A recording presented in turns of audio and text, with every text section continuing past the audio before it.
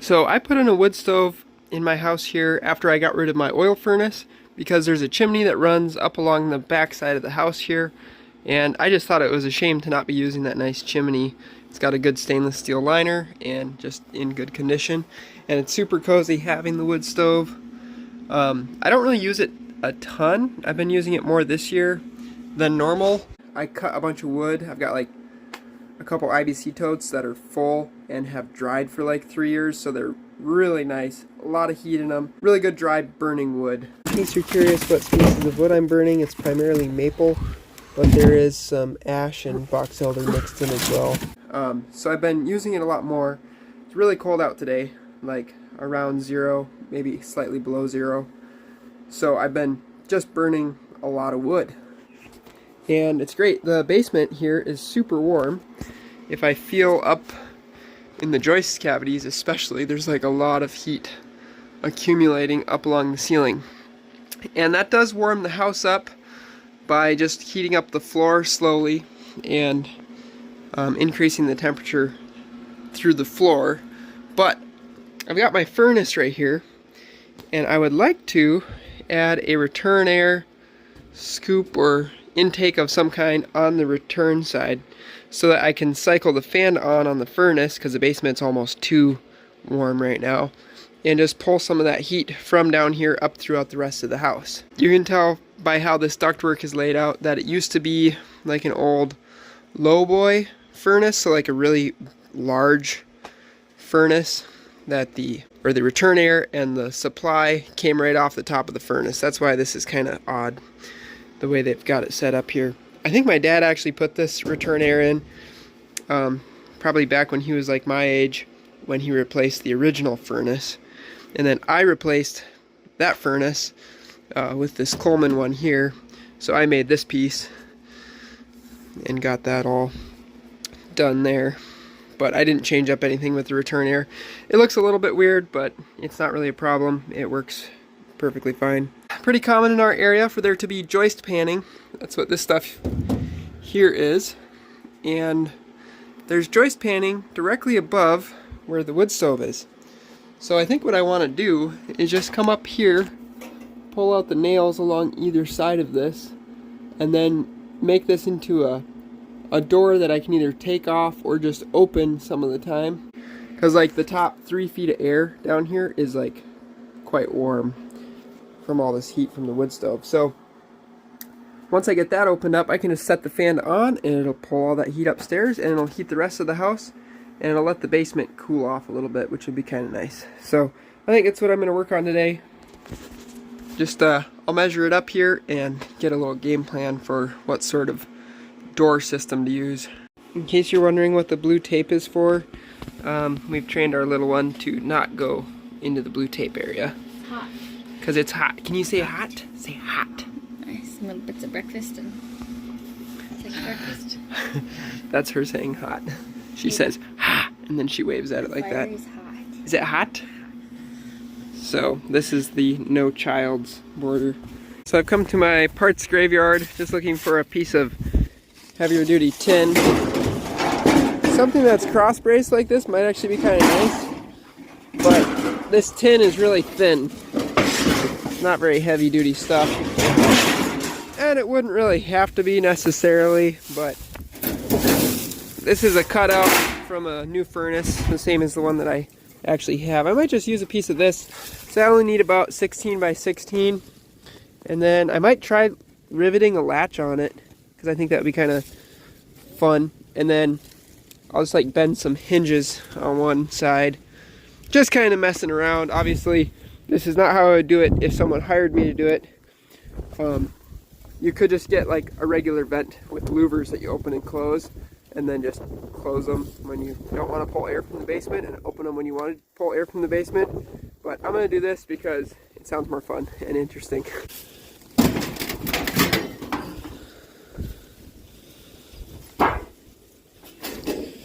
It's a little heavier. That actually might be okay. It's from the bottom of a furnace. Kind of thinking I'm just going to do this for the hinges.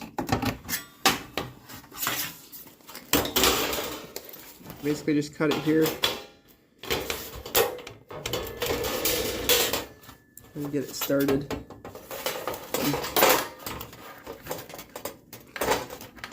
Bent around so that I end up with like a loop right there. This tail though, I'm trying to decide if I probably should just cut it off.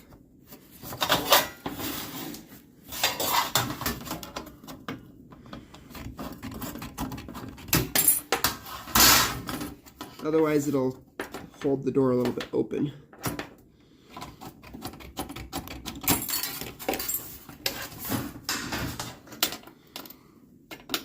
And then I can kind of just bend this in like that.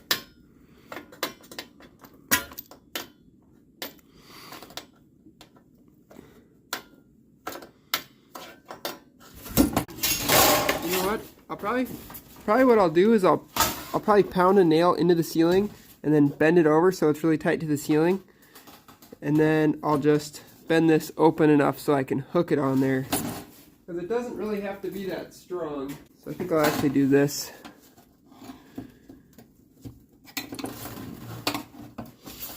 Like open this up a little bit.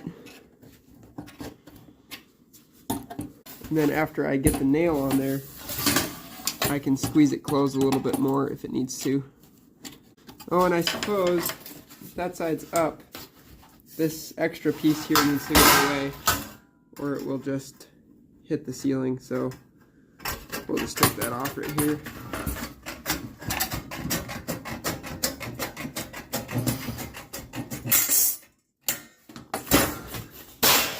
Knock off the sharp corners. And then I'm just going to rivet a latch of some kind right here. I had this random heavier duty strap. I think I'm just going to take a piece of this and attach it to the ceiling, like directly, so that it's really tight. And then this is the other piece that I bent, but I'll just have this swing like this and catch underneath there, and that should be pretty tight then. The closer you get to the fastener in the ceiling on this end, the tighter it'll be. This piece of tin is shorter. Yeah, it will work. 15.5. I think that the joists are 16 inches on center. It's actually surprisingly difficult to find nails. I don't have a lot of nails around, but I found a couple. I ground their heads down so that they won't interfere with the hinge, and set those aside for now. And then here's how the latch is going to be. This portion will be here riveted, and then this portion will be attached to the ceiling like this. Punch a hole through, and then I'll cut this nail short and then slide the nail through both and hammer it flat. I'll probably try to find a little washer to put on there first. 8 inches is center.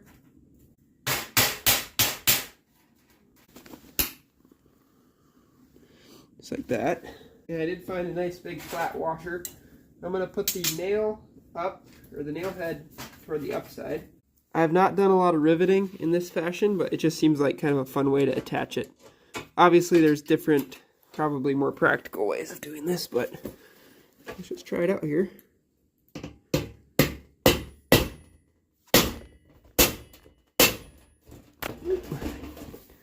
Caught the camera. I guess it makes sense that it's kind of jumpy having the camera sit on the anvil, but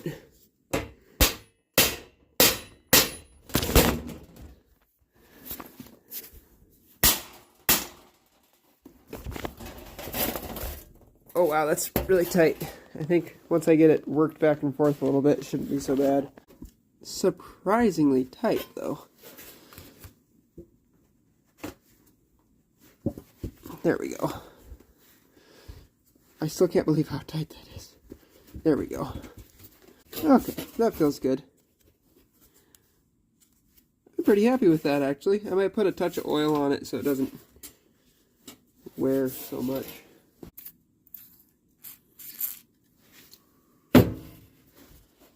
Oh yeah, much better. Perfect. So now I'll go add those nails to the ceiling, cut a hole a couple inches smaller than this, and then when we drop it down it'll just hang open. Nice big bed of coals in here. Not that we need more heat in the basement, but soon it won't be going into the basement. Should be nice. I think right about there. Use our installation hatchet. So I just gotta see. So if we just go at the edge of like right there.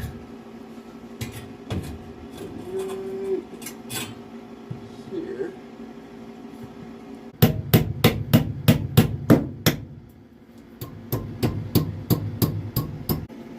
I think like that. I watch myself because the stove is hot.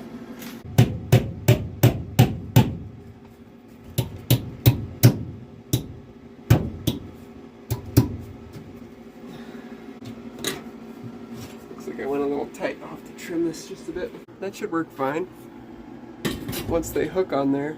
So now I just got that on the nails, kind of squeezed it back closed. And so now it'll be like this, and we just gotta install the latch portion on that side and cut a hole in the duct. And then in the summer when I don't want to pull air from down here, I can just close it off, and in the winter when I'm using the wood stove, I can just open it and let it hang free, and it'll just pull all that warm air up into the ductwork.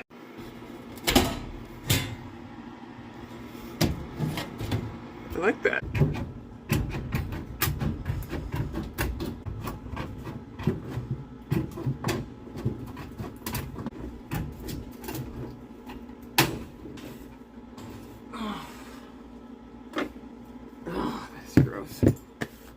Looks like I need to do a duct cleaning on my return air. That is terrible. Look how much dirt is up in there. That's crazy. I guess duct cleaning is a good thing to do. I might vacuum that out for a minute here. So I got that vacuumed out and the corner trimmed a little better. And I'm quite happy with how that turned out. So I'm gonna go turn the furnace fan on and this heat will start circulating through the house.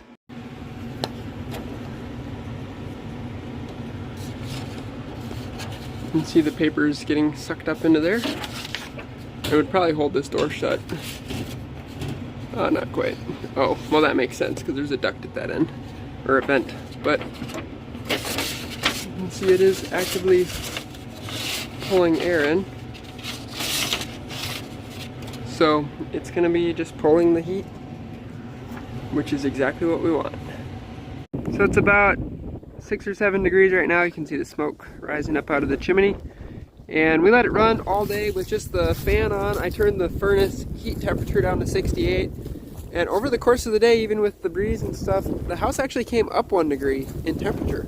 So I feel like maybe if I kept it fed hot enough, I could at least maintain relatively close to 65 to 70 degrees without much trouble. So anyway, hope that you enjoyed the video, and I'll talk to you later.